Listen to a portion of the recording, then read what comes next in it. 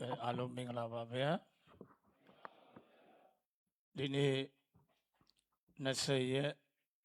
2လ2026တောက်ကြနေ့နေ့လယ်2:30မိနစ်ခန့်ချိန်တပိတော်ပို့ချရင်တော့2000ဘိုင်အတွက်ရဆုံးဗုဒ္ဓရှင် Buddhist History ဗုဒ္ဓဘာသာဆိုင်ရာသမိုင်းဘာသာရဲ့ပို့ချချက်အပိုင်း452စတင်ပို့ချဖတ်ကြားပေးပါတော့မယ်ဗျာonline မှာကြည့်ရှုလေ့လာကြကုန်သောညီငယ်ညီမငယ်များအားလုံးလည်းပဲမင်္ဂလာပါအားလုံးကိုစိတ်နှပြကျမ်းမာချမ်းသာကြပါစေလို့ဥစွာဆုတောင်းပတနာပြုပေးပါတယ်ဗျာကဲအားလုံးပို့ချချက်အပိုင်းဘယ်လောက်ရောက်ပြီလဲဗျာ452စာမျက်နှာဘယ်လောက်မှရှိတယ်ဗျာ320ခုတပြည့်ရဲ့လက်ကင်ဆောင်းငယ်လေး283မှာရှိနေပါလေဗျနော် place of Buddhist interest ရမှာအိန္ဒိယနိုင်ငံဘယ်အပိုင်းအကြောင်းကိုလေ့လာနေတာတော့အိန္ဒိယနိုင်ငံရဲ့ဘာပိုင်းတော့အနောက်ပိုင်း Western India အနေသွားမယ်ဗျနော်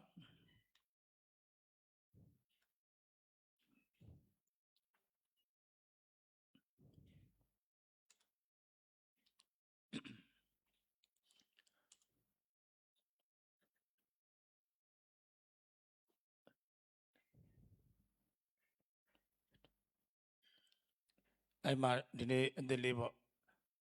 ယူနာကဒလို့ပဲပြောလိုက်တော့နော်မာကဒတို့လို့ပေါ့ယူနာကဒဟုတ်တယ်မလားJunagadha is the capital of the province which owing to the presence of the Asoka edict has already begun famous among Buddhists became a center of attraction for them Junagadha ဆိုတာမလဲဆိုတော့ကြည့်မယ်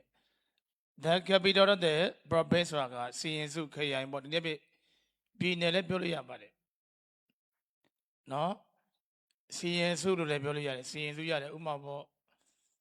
ဝါတို့ဘာတို့ဆိုတာကိုယ်ပိုင်အုပ်ချုပ်ခွင့်ရတယ်စီရင်စုဆိုတာအဲ့လိုပြောတာ province ဆိုတာက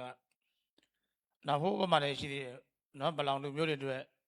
ဒီတိုင်ကိုယ်ပိုင်အုပ်ချုပ်ခွင့်ပေးတယ်ဆိုတဲ့နေရာတွေရှိသေးတယ်အဲ့ဒါကလည်း province လို့ပြောလို့ရတယ်ဥမာလေးပြောပြတာမဟုတ်ရန်ကုန်တိုင်းလည်းပဲ province ပေါ့ကိုယ်တိုင်အုပ်ချုပ်တာပေါ့ဒီလိုမျိုးလည်းပြောလို့ရတယ်အဲ့တော့ the capital of the province ဆိုတာကမြို့တော်ရဲ့ပြည်နယ်ရဲ့ပေါ့ပြည်နယ်ရဲ့မြို့တော်ဖြစ်တော့ဂျူနာဂဒအဲ့ဒါကဆက်ပြောမယ် which owing to the presence of the Asoka edict the presence of the Asoka edict Asoka ရဲ့ကြောက်စာမှာအမိန့်ပြန်တမ်းတည်ရှိမှုပေါ့အဲ့လိုပြောတာ presence ဆိုတာတည်ရှိနေတာ all the Asoka edict ဘာပြောတော့ Asoka ရဲ့ကြောက်စာအမိန့်ပြန်တဲ့ကြောက်စာတည်ရှိမှုအဲ့ဒါလေးကဘာဖြစ်တော့ among Buddhists ဗုဒ္ဓဘာသာကြားမှာနော် which owing to already began famous ဆိုတာကြော်ကြားလာ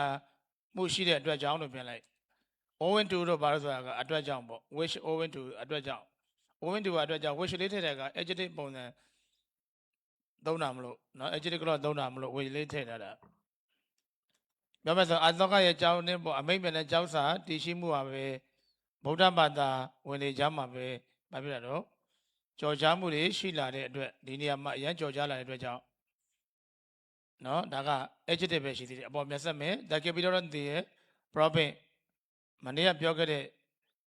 ပြည်နယ်ကဗါတဲ့တော့စာရရှရ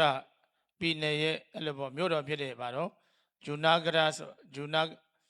နာဂရဆိုတဲ့ဗါတော့မြို့လေးကဒါက subject main ဘက်ဆက်ကဗါတော့ BK ကျန်တဲ့နေရာ adjective တွေနော်ဂျူနာဂရဆိုတဲ့မြို့လေးကတဲ့ BK ဗါတော့ဖြစ်လာတယ်ဘာဖြစ်လဲဆိုတော့ for them ဆိုတာကနော်အဲ့ဒီအတွက်ဆိုအဲ့ဒီဘယ်လိုပြောမလဲဆိုတော့ဗုဒ္ဓဘာသာတွေအတွက်ပဲပြောမယ်နော်အဲ့လို for them ဆိုအဲ့ဒီအတွက်ဆိုအဲ့ဒီဗုဒ္ဓဘာသာတွေအတွက် a center of attraction ဆိုတာကနော် a center of attraction ဆိုတာကဆွဲဆောင်မှုရဲ့ပါတော့ဘောဓာနတစ်ခုပေါ့ ဆွဲဆောင်မှုရဲ့ဘောဓနာတစ်ခု became ဆိုတာပါတော့ဖြစ်လာတယ်လွယ်ပြောမဲ့ဆိုရင် adjective ကနော် adjective လေးကဘာကိုပြောတာလဲဆိုတော့ဒီဂျူနာကရလေးကိုဖွင့်ပြတာနော်ဂျူနာကရလေးကပြည်နယ်ရဲ့မြို့တော်လေးဖြစ်တယ်ပြီးတော့ဘာပြောလဲအာသောကရဲ့ဘာလို့ကြောက်စာကြီးရှိနေလို့ဗုဒ္ဓဘာသာရဲ့အတွက်ဘာပြောတာတော့ကြော်ကြတဲ့နေရာတစ်ခုလေးဖြစ်တဲ့အတွက်ဖြစ်နေလို့ပြောတာပေါ့ဖြစ်တဲ့ဘာလို့ပြောတာနော်ဂျူနာကရလေးကတဲ့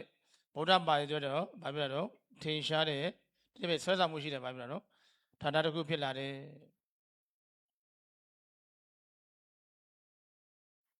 ဒီမှာပုံနေတာတခါကြည့်တယ်တော့ဒီကြောက်စာကဒီမှာအာဇောက ED ဆိုတာလေးကဒီမှာအဲ့မှာနော်ရောက်တဲ့အခါရှင်များဝါဒနာပါတယ်ဥမာဝါဒနာဆိုတာဒီလိုရှေးအောင်ဝင်နေတွေဝါဒနာပါတယ်ပြောတာဂျနဲ့ဝါဒနာပြောတာမဟုတ်ဘူးအဲ့ဝါဒနာပါတယ်ဆိုအမှလစ်ပြီးတော့လိုက်သုတနာပြုတ်ပေါ့ဒီမှာသူများကြီးတို့လားအဲ့လိုဓာတ်ပုံတွေပါရိုက်ပြီးတင်ပေါ့ဒါကောင်းမလေးလားကောင်းလေးလားဘာလေးတော့ဘဂိုင်းအဲ့ဒါဘာမြင်လားကြောက်စာကိုမြင်လားဘာကိုမြင်တော့ကြောက်စာကိုမြင်တယ်ဒါဘာလေးတော့ဒါကဟိုနေဂူလေးတွေဆိုတော့နေဦးကအဲ့ဆိုစာပဲကြည့်တော့နောက်ကြမှာကြောက်စာကြောင့်ပြန်ပြမယ် in this vicinity of the Gina Hills we find now on the rocks the food tests of what are known at the 40 rocks it is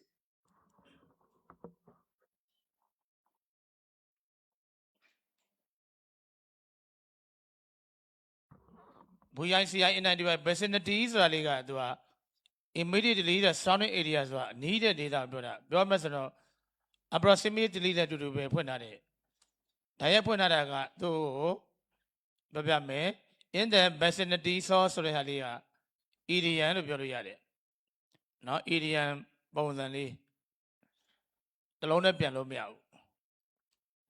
သူကပြည့်စုံဖွင့်ထားတယ် approximately ဆိုတာကနီးတာကိုပြောတာဘာပြောတာတော့နီးတာအဲ့မို့ in the vicinity source Gina Hills ဆိုတာပါတော့ဂီနာတောင်တန်းရဲ့အနီးနားမှာအဲ့လိုပြောတာဂီနာတောင်တန်းရဲ့အနီးနားမှာ we find now တဲ့ယနေ့ခေတ်ငါတို့တွေ့ရတာက on a rocks on a few rocks ဆိုတာက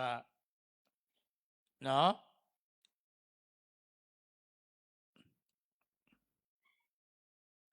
ကြီးမားတဲ့ကြောက်တုံးကြီးတုံးပေါ်မှာလို့ပြောရင်ပြောလိုက်နော် on လေးဖြစ်လိုက်ရတယ်we find on a huge rocks ဆိုတာပါတော့ကြီးမားတဲ့ကြောက်တုံးကြီးတုံးပေါ်မှာတဲ့ we find တွေ့ရတယ်ဘာတွေ့ရလဲဆိုတော့ test ဆိုတာက food test ဆိုတာကနော်ဒီမှာစာတွေပြည့်နေပြောတာကြောက်တုံးကြီးပေါ်မှာဆိုတော့ရေးထားဆိုတော့ကြောက်စာတွေပြည့်နေပြန်လိုက်ရတယ် the food test ဆိုတာကြောက်စာတွေပြည့်နေတဲ့ကြောက်တုံးကြီးအဲ့မှာရှေ့မှာပြန်ဆက်မှာပါတော့ a few rocks ဆိုတာပါတော့ကြီးမားတဲ့ကြောက်တုံးကြီး text ဆိုတာကစာကိုပြောတာထွင်းထားတဲ့စာတွေwhat are known ဆိုတာကသိတယ်ဆိုတာကြော်ကြားတယ်လေးပဲရတယ် what are known ပြန်ကြည့်မယ်ကြော်ကြားတော်လို့ပဲလေးပဲထည့်မယ်ကြော်ကြားတဲ့ at the 40 rock it is ဆိုတာက14ဆိုတာက14 rock it is ဆိုတာကြောက်အမိတ်ပြန်တဲ့စာတွေ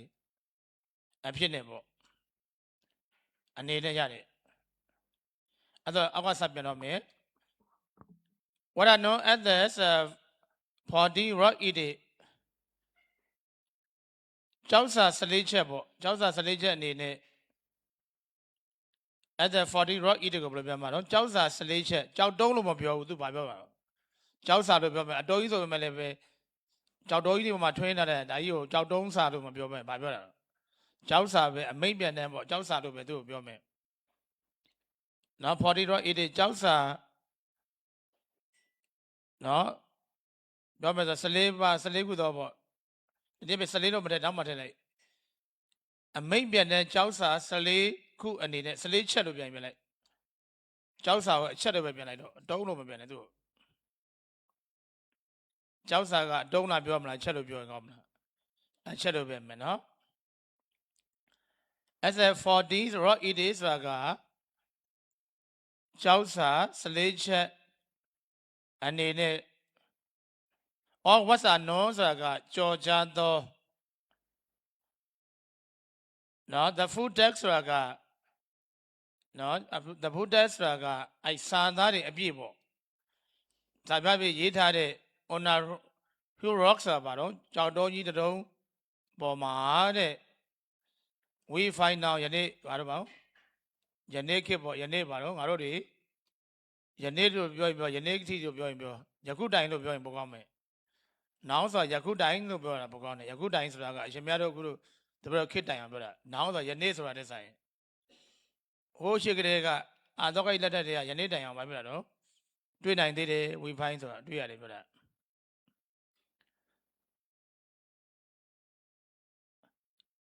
အဲ့ဒါကဒါကိုပြောတာအခုပြန်ကြည့်လိုက်နော်ဒီကြောက်စာကိုပြောတာ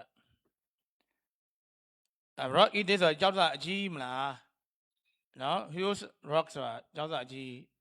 ဒါပေမဲ့ तू ကအချက်ဆိုပေမဲ့ तू ကအပြားကြီးမဟုတ်ဒါဘာကြီးတော့အလုံးကြီးဒီမှာဒီကလေးပဲကြည့်လိုက်တော့စက်ပြလိုက်အောင်မယ်ကြောက်စာလေးတွေဒီမှာ14တုံးလောက်ရှိတယ်14တုံးပေါ့ဘယ်နှတုံးရှိရအောင်14တုံးရှိတယ်ဒါပေမဲ့အဲ့14တုံးလုံးကတင်ရကြော်ကြတဲ့ဘာအနေနဲ့သုံးတာတော့သူကအချက်အနေနဲ့သုံးတာနော်14ချက်ရှိတယ်ရေးထားတာကြောက်တုံးကြီးတွေမှာဒါကတွေ့တာစာတွေ့တာစာလေးထွင်းတာတွေ့တယ်နော်ဒါဆိုရင်ဒါအနိကဆွဲရိုက်ပြတာဂျနဂရမှာရှိတဲ့ True Thoughts of Ardhoka ဆိုတဲ့ဒီ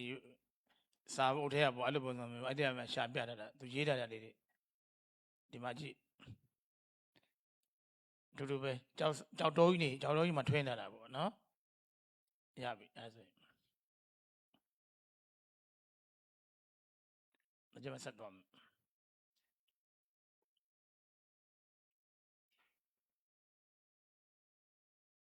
ဆက်တော့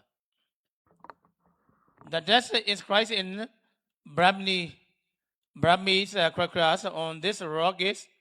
remarkably well preserved.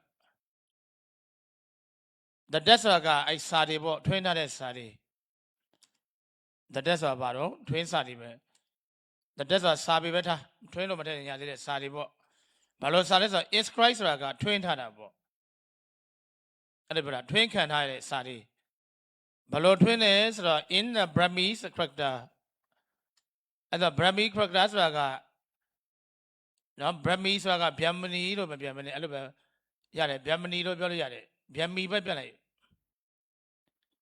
နော်ဗျမီအခရာတွေပြော character ကိုဒီမှာစာအခရာပုံစံပြောတာ character ဆိုတာသူရဲ့ဇယိုက်လက္ခဏာအသွင်သဏ္ဍာန်ကိုပြောတာဒီ character ကတော့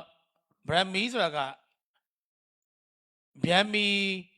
အခရာတွေလို့ပြန်မယ်နော်ဗျမီအခရာဆိုတာလည်းဖြစ်နိုင်ပေါ်ရတော့ဗျမနာတို့ဘာလို့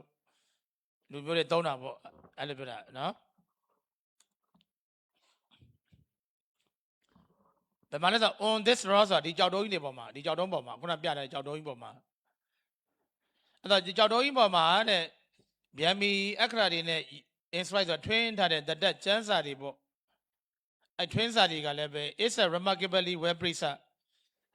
ထွင်းစာတွေကလည်းမထွင်းစာတွေကိုလို့ပြောမယ် passive voice မလို့ထွင်းစာတွေကို remarkably ဆိုတာကနော်မမရဒီနေ့ပြပြောမယ်ဆိုတော့တိတိကျကျလေးပြောတာတိတိကျကျပေါ့နော်တိတိကျကျလို့ပြော remarkably ဆိုတာကမှတ်သားတာတို့မရတိတိကျကျအဲ့လိုပြောတာတိတိကျလို့ပြောမယ်တိတိကျလေး it's a well preserved well ဆိုတာကကောင်းဆိုတာ preserved ဆိုတာထိန်းထားတာပေါ့ကောင်းမွန်ဆိုတာထိန်းထားတယ်လို့ပြောမှာပေါ့ဒီကြောက်တော်ကြီးပေါ်မှာဘာစာနဲ့ရေးတာတော့မြန်မာစာလားပါတော့ဗျမဏီစာတွေနော်ဒီနေ့ခေတ်ဆိုတော့အင်္ဂလိပ်စာနဲ့ထွင်းမှာပေါ့ဒီနေ့ခေတ်ပေါ့ဒါတဲ့ဒီကျမ်းစာတွေကကျမ်းစာတွေကိုတဲ့တိကျစာကိုဝယ်ပရိသတ်ဆိုတာထိန်းထားတယ် Naturally the most important of the case is covered in Saurashtra are in and around Junagadh Naturally ဆိုတာကတဘာဝအတိုင်းတဘာဝအနေနဲ့ Baba time trainer at the Baba time. The most important of the case is bit in the Sarashatra. In Sarashatra, the Sarashatra Pine Ma Alabiamano is a bit is like a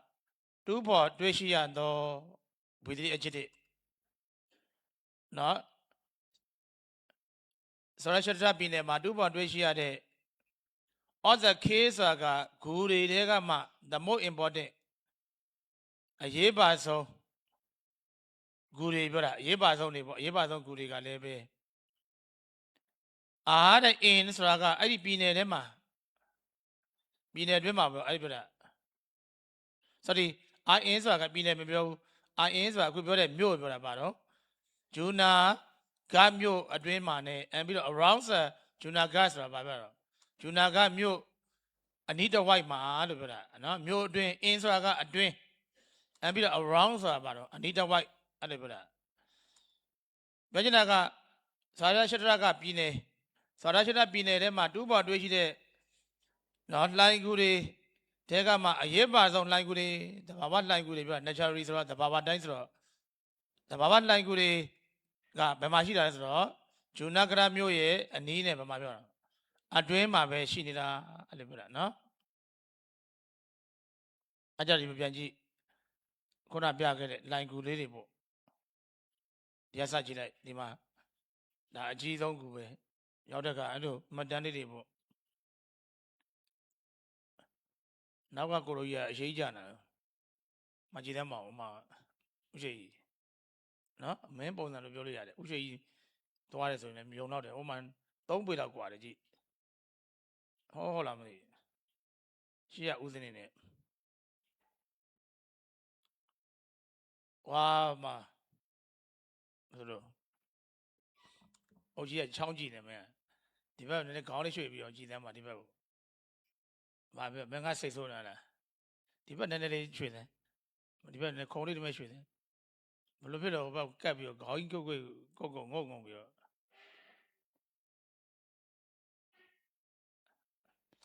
Job no shima. She ama.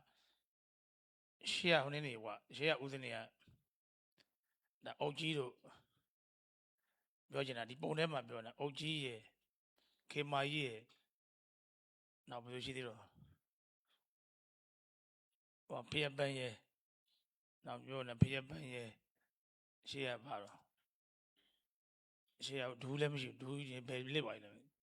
The Jala shower, must say the Janet, never been over. Sabido been over. Bialima, Basona Bialani, no? Sabido, they are all loader. So young is an all loader. Then baby, you don't trap it. A John shining out. I don't look in a shine, a John, she been. Poya do so much even an all loads of your ma. Tabloa Barrow, only a socket guy, bro. Do that devil, I have way, enjoy that. Toilet, damn you. We like the town. The bottom I do that, but now got a shape on that, yeah. The sign to get do that. The Magui Chitamo. But just Guri was that last another bonnet, she trained out about that. Child between her, no? And Tuadaga and the lady say when there's a shimmy, she am better. In your young label better, no? The Malaysia, twins are needed. And twins are needed, Bian. The Aniga so my acrana either. No, Bian means the barrow, correct the Lagana, acrana either. We have a look at Mamadi. We have some Mamadi. Or Jabudi or Jaquadi or Ma. I do better. I train that web precisely reality. And then the my Madani, Buddha Bada. Near me, Madani, I let body. No, Credori. Islam, Bedo up here get it, but a pocket by Nizra the Mayan. The Grenada, Dilobo, Buddha the mine out, so in Chamabiana. Talibio Yajana, no? The Buddha the Maima, Adoga, Dilobio Chausari, Twinsari, no, Legend, when the money. ဟိုရှေ့မှာတူးပေါ်တွေးရှိတဲ့စီးတွေတစိမ့်တုံးတွေဘာညာအများကြီးပဲပြခဲ့တယ်ညင်းမရအောင်ဗုဒ္ဓမရှိခဲ့ဘူးလို့အကျွတ်ဒါအောင်လုပ်သေးတယ်နော်ဒါပြောပြတာပါမအများကြီးပဲ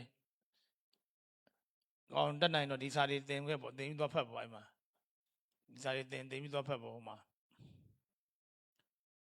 အဲ့သွားမယ်နော်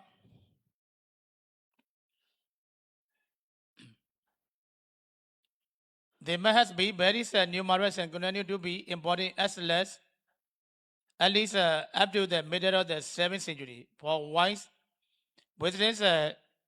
Junagras Yonchawan has noticed at least 50 convince with at least 3,000 men of the Saviravara says.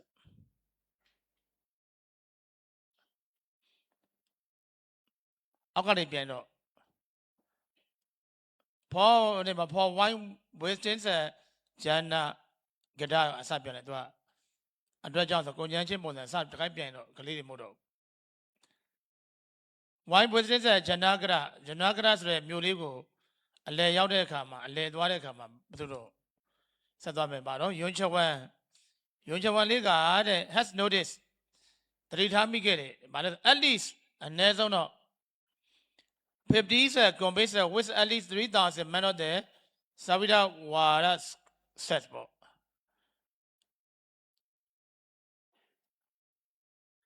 Savira set Savira ဆိုတာတွေကထေရဝါဒကိုပြောတာအဲ့လိုမှတ်လိုက်ထေရဝါဒဆိုရှင်များတွေပြောတော့လက်ခံကျင့်သုံးနေတဲ့ဒီအဆုံးအမ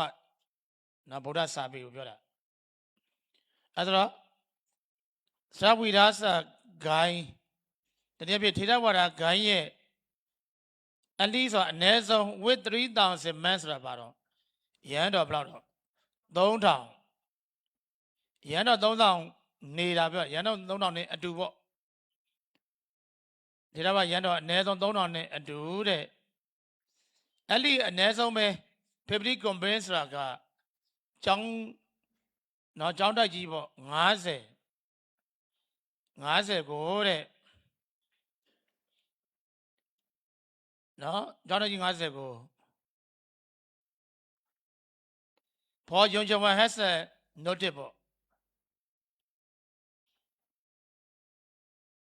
နော်ယုံချဝမ်ကတတိထားမိခဲ့ရာတနည်းဖြင့်တတိထားတယ်ဆိုတာကတွေ့မြင်ခဲ့တဲ့အတွက်ပေါ့တွေ့မြင်ခဲ့တဲ့အတွက်အဲ့လိုပြောတာတတိထားခဲ့တယ်တနည်းဖြင့်ဘာပြောတော့တွေ့မြင်နိုင်ပြန်လို့ရတယ်တွေ့မြင်ခဲ့တဲ့ဖြစ်တွေ့မြင်ခဲ့ရာတွေ့မြင်ခဲ့တဲ့အတွက်ပေါ့အဲ့လိုပြင်မယ်နော်ယုံကပါတော့အခုပြောတဲ့ပါတော့ဂျူနာဂရကိုအလဲသွားတဲ့အခါသူကိုယ်တိုင်ထေရဝါဒရန်တော်3,000အနည်းဆုံးနဲ့အတူကျောင်းကြီးပါတော့ကျောင်းတိုက်ကြီးပါတော့50အနည်းဆုံးပြောတာဆိုတော့အဲ့လိုမျိုးလိုက်ပတ်ပြီးအကုန်ကြီးဖို့လည်းမလွယ်ဘူးတပိုင်းအကုန်ကြွပါဆိုရင်နော်နဝကမမပါဘူးဆိုရင်လာမှာမဟုတ်တချို့ကအခန်းအောင်မှာဟုတ်တယ်မလားဆိုတော့ခံမှန်းပဲရမယ်အချိန်ဟုတ်တယ်မလားအခန်းအောင်တဲ့အော်ဒီကူအောင်တာတွေပါအောင်မှာအဲ့ဆိုတော့ရန်တော့အနည်းဆုံး3,000ကျောင်းပေါင်းလည်းအနည်းဆုံး50နဲ့တူတဲ့ဒါအဲ့မှာယူနဂရမှာရှိနေတယ်ဆိုတာကိုယွန်ချဝမ်လေးကပြပြတာတော့ဒါတွေ့မြင်ခဲ့လို့ပေါ့တွေ့မြင်ခဲ့တဲ့အတွက်အပေါ်ပြန်ဆက်မယ် They must be very numerous နော် they အဲ့ဒီဂူတွေပဲပြန်မယ် they ကအဲ့ဒီဂူတွေပေါ့နော်အဲ့ဂူတွေဆိုတာက must be very numerous ဆိုတာကအများကြီးပေါ့ very numerous ဆိုတာ they must be very numerous ဆိုတာဒီဂူတွေဆိုတာက they ဆိုတာအဲ့ဒီဆိုတာဂူကိုပြောတာနော်ဂူเจ้าတွေကအများကြီးဖြစ်လိမ့်မယ်ပြီးတဲ့ကမှလည်းပဲ continue to be important at least up to the middle of the 7th century up to ဆိုတာအထိပေါ့ up to the middle of the 7th century 900ဆိုဘယ်လောက်ထိတော့အလယ်ပိုင်းလောက်အထိအနည်းဆုံးပြော at least ဆိုတာအနည်းဆုံး900ဆိုအလယ်ပိုင်းလောက်ထိတဲ့ continue to be important ဆိုတာကအရေးပါတဲ့ပုံစံနဲ့ဆက်ပြီးတော့ဗာပြီးတော့ခြိတဲ့ပေါ့ဆက်ပြီးတော့ဖြစ်ခဲ့တယ်ဆက်ပြီးတော့ခြိတက်ခဲ့တယ်ဆိုတဲ့ပေါ့အရေးပါတဲ့ပုံစံဖြစ်နေဆက်ပြီးတော့တီရှိခဲ့တယ်ပြန်လဲရတယ် continue ဆိုတာဆက်လက်တီရှိတာဘယ်သူတွေကတီရှိတာတော့ they ဆိုတဲ့အဲ့ဒီ line ကူတွေပြောတာနော်ဆက်ပြချက်ကအဲ့ line ကူတွေကအများကြီးလည်းဖြစ်လိမ့်မယ်အများကြီးလည်းဖြစ်လိမ့်မယ်ပြီးတော့လည်းပဲ ခုနှစ်ရာစုရဲ့အလယ်ပိုင်းလောက်အထိကိုအနည်းဆုံးတော့အရေးပါတဲ့ပုံစံမျိုးနဲ့ဆက်လက်ပြီးတော့ပါတော့တည်ရှိနေလိမ့်မယ်အဲ့လိုပြောတာဗျာနော်ဆက်သွား The case 4 into 3 groups namely during the Junagras proper though is Uba rocked and though called Cabraco deer close to the town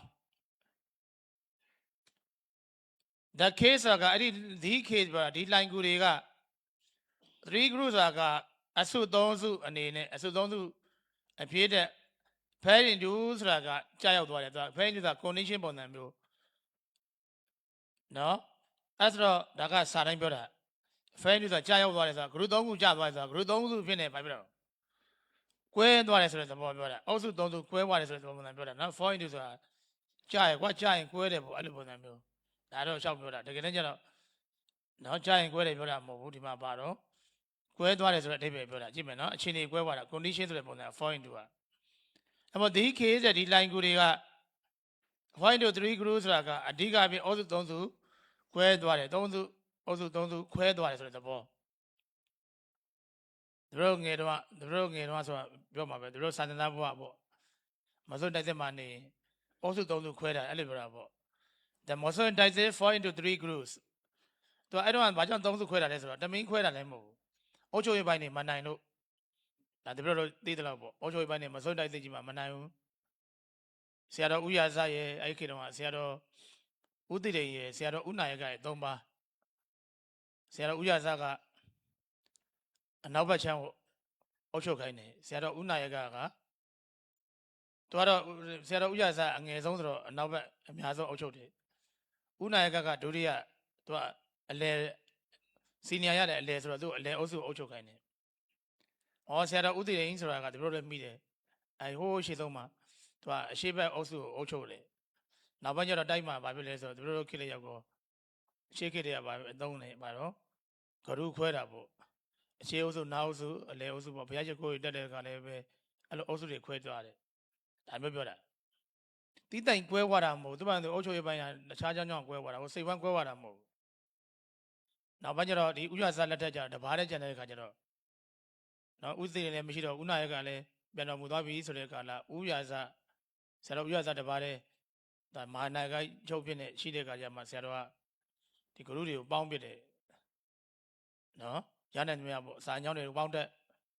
ဘုရားရှိခိုးတွေတူပေါင်းတက်စုံကြောင်းတွေလည်းတူပေါင်းစာအဲ့လိုပုံစံမျိုးတွေပေါ့ဂတိပါညာအကုန်လူကန်စ조사ပြီးတော့ဒါစီးယုံပေးတာပေါ့ဒါပြောတာနော်ကဲသွားအဲ့မှာခွဲတဲ့ကမှာလည်းပဲ namely though is in the Junagras proper ကဒီနေရာမှာ proper က main အဓိကပြောတာအဓိကလို့ပြောတာသူက Junagras ဆိုတဲ့အဓိကပေါ့ပြောတာ Junagras မြို့တွင်းမှာရှိတဲ့ in ဆိုတာကအထက်ပေါ့နော်အဓိကပဲတဲ့ Junagras မြို့ထဲမှာရှိတဲ့ though အဲ့ဒီဂူတွေတအုပ်စုလွေးပြမဲ့ဆို though in the Junagras proper ဆိုတာက Junagras မြို့ထဲမှာရှိတဲ့လိုင်ကူကတအုပ်စုနောက်သွားမယ် though is Upa rock ဆိုတာလေးကသူကခံတက်ရှိတယ် Upa rock ဆိုတာနောက်ပြဆက်ပြောမယ် Upa rock ခံတက်မှာရှိနေတယ်ဘာပြတော့နော် though ဆိုတာအဲ့ဒီလိုင်ကူတွေအဲ့ပြ though cause Cabra Cordia နော် close to the town ပေါ့အဲ့ဆက်ပြော close to the town ဆိုတာမြို့ကြီးမှာရှိတာပေါ့အဲ့ Junagras ဆိုတဲ့မြို့ကြီးမှာရှိနေတဲ့ cause Cabra Cordia တို့ခေါ်တဲ့ဘာတော့ though ဆိုတာအဲ့ဒီကူတွေဂူဆိုတဲ့လိုင်ကူပြောတာနော်လိုင်ကူဘယ်နှမျိုးကွဲပါတော့၃မျိုး Junagras မြို့ထဲမှာရှိတဲ့လိုင်ကူတွေရယ် Upa rock ဆိုတဲ့ခံတက်နားမှာရှိတဲ့လိုင်ကူတွေရယ်နောက်ပြီးတော့ close to the town ဆိုတာမြို့နားမှာရှိနေတဲ့ Cabra Cordia လို့ခေါ်တဲ့ဘာပြတော့လိုင်ကူတွေရယ်ဆိုပြီးတော့လိုင်ကူဘယ်နှမျိုးကွဲပါတော့၃မျိုး The case Junagras have 2 to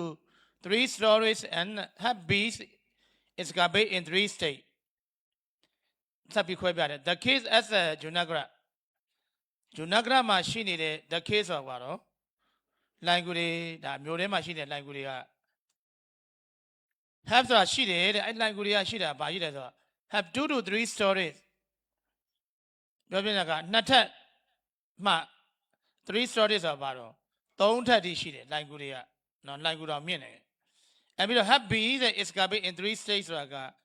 အဆင့်30နဲ့ happy escapade ဆိုတာက2ပေါ်တွေးရှိခဲ့တယ်ဆိုတဲ့သဘော2ပေါ်တွေးရှိခဲ့အဆင့်30နဲ့2ပေါ်တွေးရှိခဲ့တယ်အဲ့လိုပဲပြမယ်နော်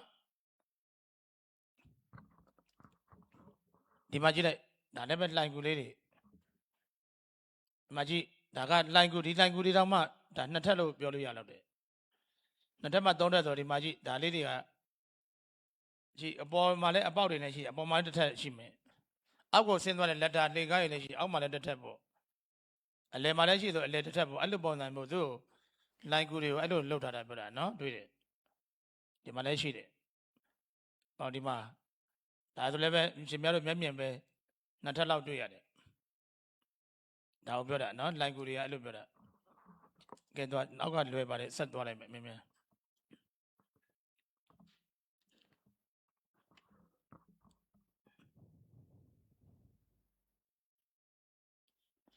Do not dance a measure 28 feet 60 feet and 26 to 20 feet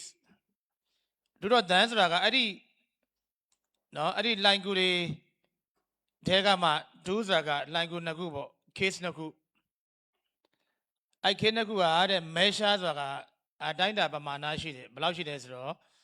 28 feet to 60ပေါ့အလျားနဲ့တွက်မယ်အလျားက28ပေနဲ့အနံ16ပေကူတကူကအပြည့်က26 to 20ဆိုတာကအလျား28ပေ26ပေအနံ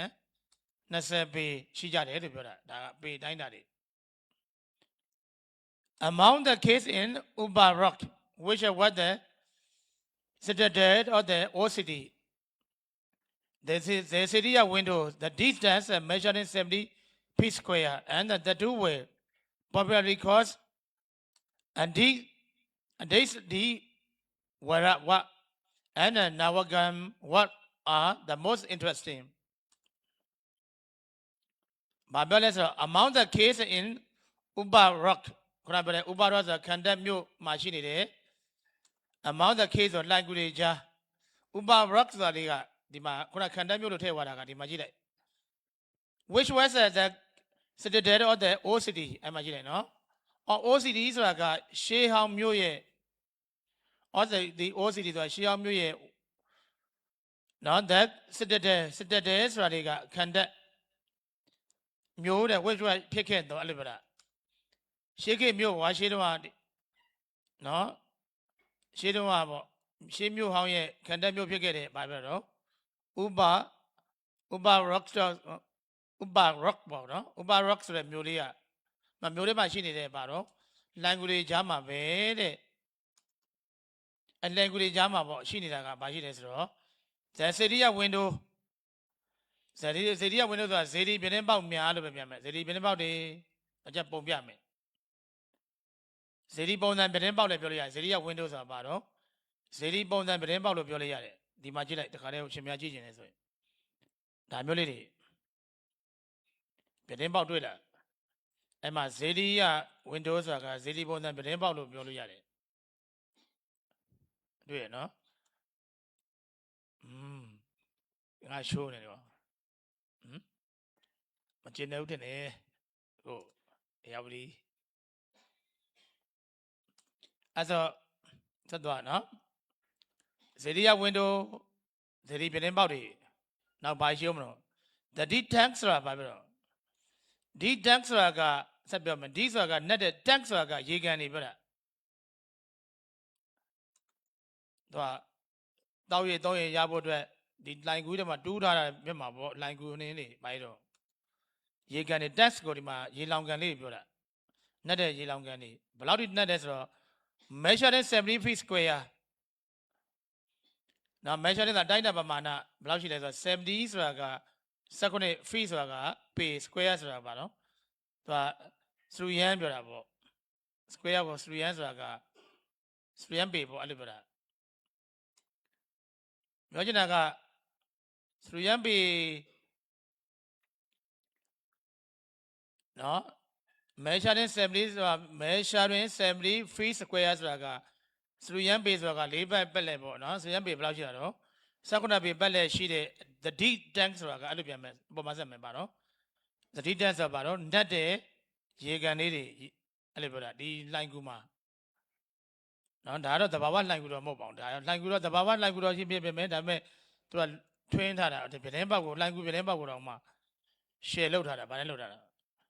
ဒီမှာဇေဒီရ windows ဆိုပြီးတော့ဇေဒီပုံစံပြတင်းပေါက်လေးတွေညာ share ပေါ့အဲ့လိုလုပ်ထားတာဒါမျိုးတော့မတွေ့ဘူးပါဘူးမြန်မာပြည်မှာဒါမျိုးတွေသုံးတာပြောတာနော်ဒီမှာလည်းရှိတယ်ထပ်ပြီးတော့ဒါလေးတွေလည်းပဲအဲ့ဒီမှာပဲဒါတော့ပြတင်းပေါက်တော့မဟုတ်တော့ဘူး window ဒါတော့ဒေါ်တွေဖြစ်နိုင်တယ်အပေါက်တွေဒါလိုင်ကူရဲ့အနေထားလေးတွေဘယ်လောက်ကြီးကျယ်လဲဆိုတော့ကြည့်လိုက်အောင်ဒါဦးနဲ့ပြခဲ့ပြီးသားဇေဒီဦးနဲ့ပဲနော်ဒါလိုင်ကူရပြီပြီးတော့ဗာပြမလဲဆိုတော့ပြီးတဲ့ကမှာတဲ့ the two well ဆိုတာရေတွင်းနဲ့တွင်းနော် deep hole ခေါ်တာရေတွင်းနဲ့တွင်းပါသေးတယ် popularity ဆိုတာက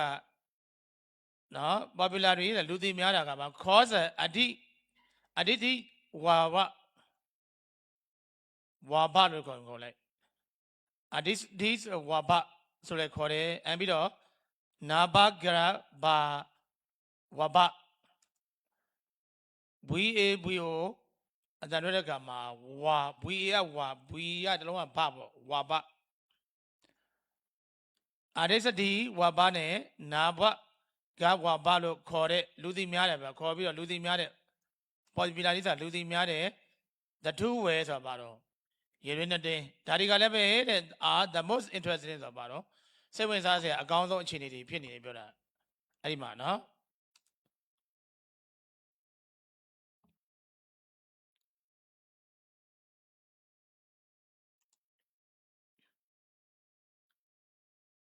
လွယ်ပါတယ် live မှတ်လိုက်မယ် one of the three Cabracordia case locally known as a Kanja Mahal measure 250 feet to 80 feet now Cabracordia လိုင်ကူတွေကလိုင်ကူ3ခုတွေကမှာ1ဆိုတာက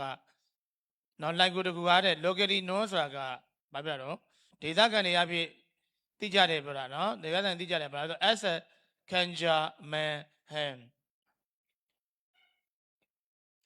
Kanja Mahal ဆိုပြီးတော့ဒေသခံတွေကသိကြတယ်ခေါ်ကြတဲ့ Cabracordia လိုင်ကူ3ခုတည်းကတစ်ခုကတော့တဲ့ measure 250 to 80 feet ဆိုတော့နော်အလျားပေ250နဲ့တဲ့အနံပေ80တိရှိတယ်နည်းတော့မဟုတ်ဘူးလိုင်ကူကလည်းအလျား280 250အနံက80တိရှိတယ်the other is 38 square တခြားလိုင်ကူ sorry the other is 38 square and that's a measure 61 to 60လိုင်ကူ3ခုပြောပြတာနော်ဒီအားသာတော့ဒုတိယမြောက်လိုင်ကူလေးက is 38 square ဆိုတာက38ပေပတ်လေ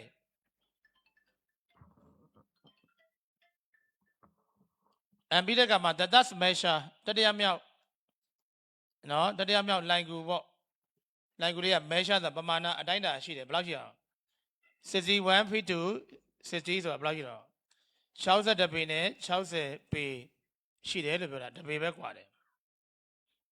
The second in the that's a case have a 460 heavy pillar respectively. The second in the that's case ဆိုတာကဒုတိယမြောက်နဲ့တတိယမြောက်လိုင်ကူတွေမှာတော့ points 60 heavily pillar respectively ဆိုတာက respectively ဆိုတာအသီး4ဆိုတာက heavy pillar မှာဆက်မယ်နော်တိုင်လုံးကြီးလေးလုံးဒုတိယမြောက်ကူမှာတော့တိုင်လုံးကြီးလေးလုံးနဲ့တတိယမြောက်ကူမှာဘယ်လောက်တော့60 is a happy pillar ဆိုတာဘာပြောတော့16ဆိုတော့4လန်နဲ့ဒီနေ့ပြပါမယ်ဆိုတော့ကြီးမားတာပြော4လဲဆိုတာထမ်းလို့တော့မရဘူးပေါ့4လန်ကြီးမားတယ်ပြောခံမှန်းကြည့်ပြတာ happily is a pillar ဆိုတာကကြီးတယ်ပြန်လို့ရတယ်4လန်ကြီးမားတဲ့တိုင်လုံးကြီးနေ16လုံးတတိယမြောက်ဘာပြောတော့လိုက်ကူမှာရှိတယ်လို့ပြော have ရှိတယ်အဲ့လိုပြောတာနော်ဘာပြောလဲဆိုတော့ no expression has been found in any of the case in any other case ဆိုတာအဲ့ဒီ line ကို၃ခုလုံးမှာဘယ် line ကိုမှနော် no expression ဆိုတာ expression ဆိုတာထွင်းထားတဲ့စာတွေပေါ့ကြောက်စာတွေပါတယ်ထွင်းပြီးတော့မှတ်တမ်းရေးထုတ်ထားတာတွေတဲ့ has been found ဆိုတာရှာမတွေ့ရဘူး line ကူးတွေအကြီးတွေပဲတိုင်လုံးတွေရောပါတယ်ဒါပေမဲ့ထွင်းထားတာစတိပါတော့ထွင်းတဲ့စာတွေပေါ့ကြောက်စာတခုမှမတွေ့ရဘူးပြောတယ်ဘယ်သူလက်ထက်ဘယ်သူလောက်ခဲ့တယ်ဘယ်သူထွင်းခဲ့တယ်အဲ့လိုပြောတာမရှိဘူးပြောတာနော်ဆက်သွား One can image from the evidence on the spot that in early time large monastery man has is it as a Junagadha in Mount Gina One can imagine ဆိုတာကတစုံတစ်ယောက်က can image ဆိုတာကတွေးနိုင်တယ်ပုံဖော်လို့ရနိုင်တယ်ရှင်များတို့တွေးကြည့်လို့ရတယ်ဗျာစိတ်ကူးနဲ့ပုံဖော်ကြည့်လို့ရတယ် image imagine from the evidence ဆိုတာတတ်သိတွေရမှာဗမာတတ်သိဆို on the spot ဆိုတာအဲ့ဒီနေရာကိုပြောတာအဲ့ဒီနေရာကတတ်သိတွေရတဲ့ရှင်များတွေးနိုင်တယ်တဲ့ that ဆိုတာပေါ့ဘယ်လိုဆို in early time ဆိုတာရှေးတုန်းကပေါ့ large monastery ကြီးမားတဲ့ဘုန်းကြီးကျောင်းတွေဘယ်မှာလဲဆို as a Junagadha နဲ့တဲ့ Mount Gina တောင်တွေမှာ that has is it ဆိုတာကတည်ရှိရမယ်ဆိုတာကိုပြောတာရှေးတုန်းကကွာတဲ့ဒီ Junagadha နဲ့ Gina တောင်တွေမှာဘုန်းကြီးကျောင်းတွေရှိရမယ်ဆိုတာကိုတစုံတစ်ယောက်ကဗာပြတော့ဒီနေရာမှာရှိတဲ့တက်သေးတွေကတစ်ဆင့်ဗာပြတော့တွေးကြည့်လို့ရတယ်သိနိုင်တယ်လို့ပြောတာဒါရှိနိုင်တယ်ပြောတာ The remains of those bricks base stupa has recently been exposed as Indra on a head about 3 miles away from Asaka Edict.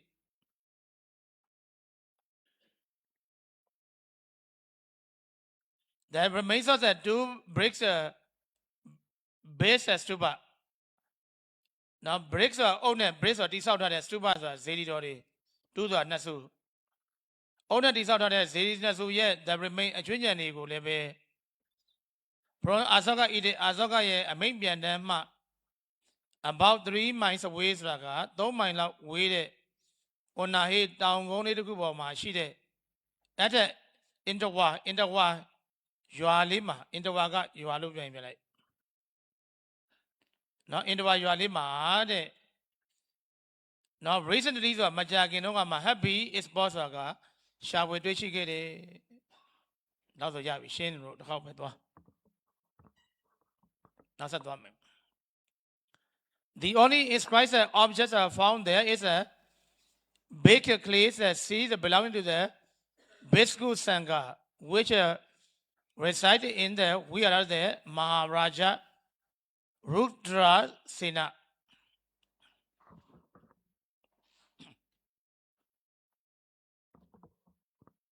Found there is a Eliniyama, Toniyama, Eliniyama, found. No, they found the only inscribed object, only inscribed or trained at it. Trainers are Gabito, trained at it, Gabito at it, objects like a Yahweh to busy to go. No, objects are yeah. I might do it, the Gudendo, the only one who read the baron, trained at it, the Gabito at it, baron, a Yaligaro. Is pinny by a big place at sea. BAK the big about powder or about more by powder big kilograms, huh? Big clays like a music, seas what they do. Alabama. The Burma go bomb me powder. No? Clays are me say the name shown zero. Me both can I shown z that they don't accrue. Pibade.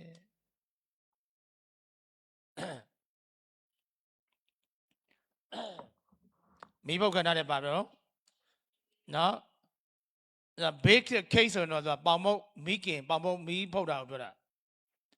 Now that big clay seas raga me both that shown z barrel. The Zaytoni, အဲ့ဒီစိတ်တုံးကဘာလို့ဆို belonging to the Bhikkhu Sangha Bhikkhu Sangha တွေနဲ့သက်ဆိုင်တာပြော belonging ဆိုတာပိုင်ဆိုင်တဲ့သက်ဆိုင်တဲ့ Bhikkhu Sangha နဲ့ပဲသက်ဆိုင်တာယန္တန်ဃာတွေသက်ဆိုင်တော့အဲ့ယန္တန်ဃာတွေကဘယ်လိုယန္တန်ဃာလဲမြန်မာပြည်ရတဲ့ဆိုမဟုတ်ပါဘူးတဲ့ which reside in the Vihara the Maharaja Rudra Sena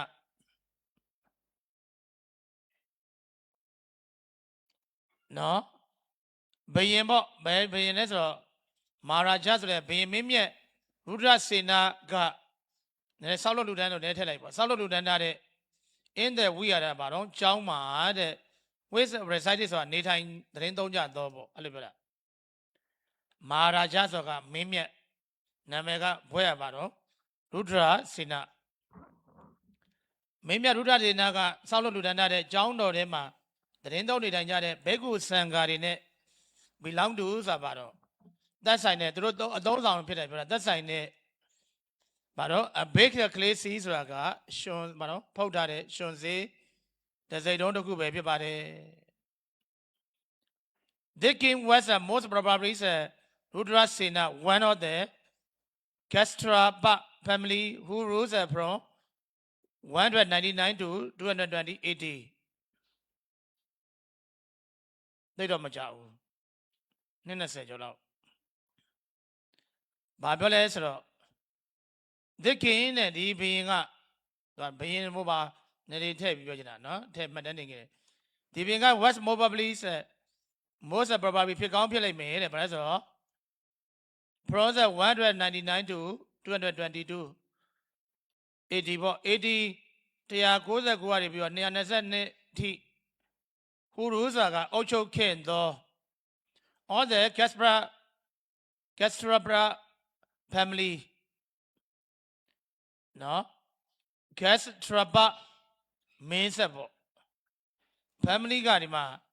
မိသားစုတော့မပြန်နဲ့မင်းဆက်ပေါ့မိသားစုကအတူတူပဲဟိုမှာဒီနေ့ခေတ်ဆိုရှိသေးတယ်ရှင်များများဘာလို့လဲဆိုတော့ကင်ဂျုံအန်တို့ပေါ့ကင်ဂျုံအီပြီးတော့သူသားပေးခဲ့တယ်သူသားမှတခါခု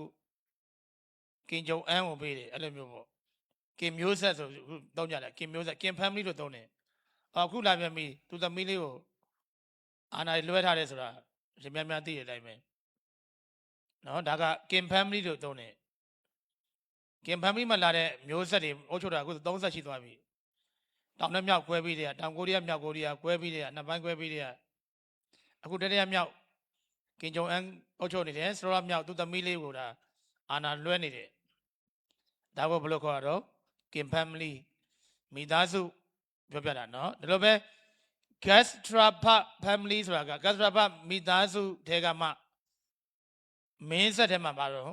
တွားကြည့်မယ် Rudra Sena ဆိုတဲ့1ဆိုတာက Rudra Sena တက်ပေါ့ပြောကြတယ်နာမည်က Rudra Sena ဆိုတဲ့နာမည်နဲ့တက်လာတယ်ဆိုရင်သူကနံပါတ်1အုပ်ဆိုတဲ့မင်းကိုပြောတာမင်းပဲဖြစ်ကောင်းဖြစ်မယ်လို့ပြောတာဗျာရပြီနော်ဒီမှာတစ်စိတ်တုံးလေးကြည့်လိုက်အောင်နော်အဲ့ဒါရှင်စင်းနဲ့လောက်ထားတယ်ပါတော့တစ်စိတ်တုံး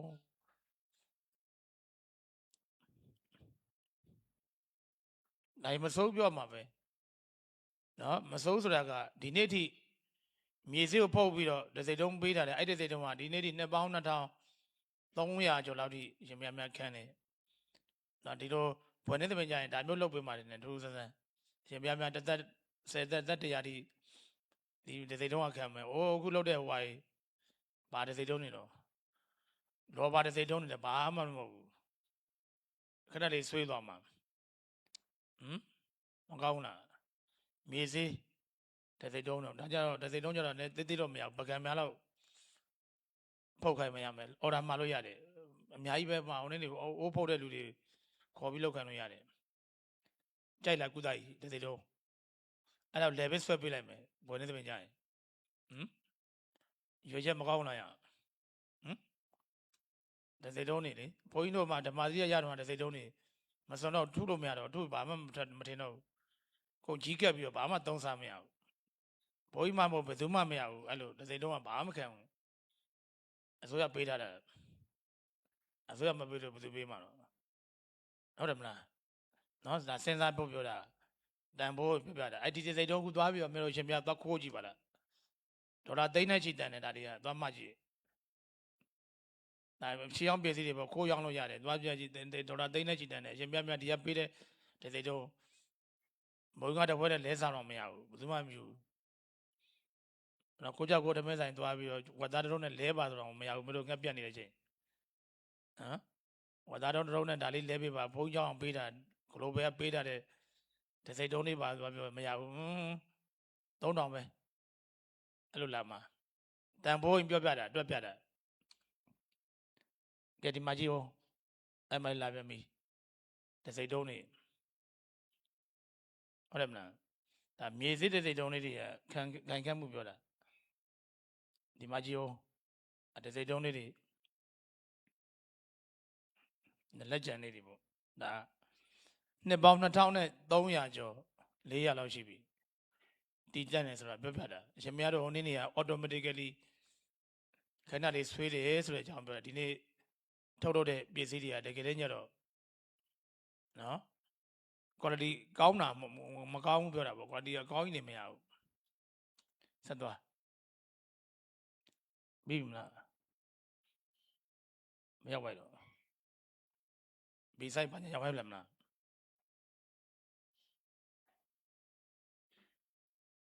ဟာရအောင်ကြော်ဝါလာဘယ်ရောက်လာ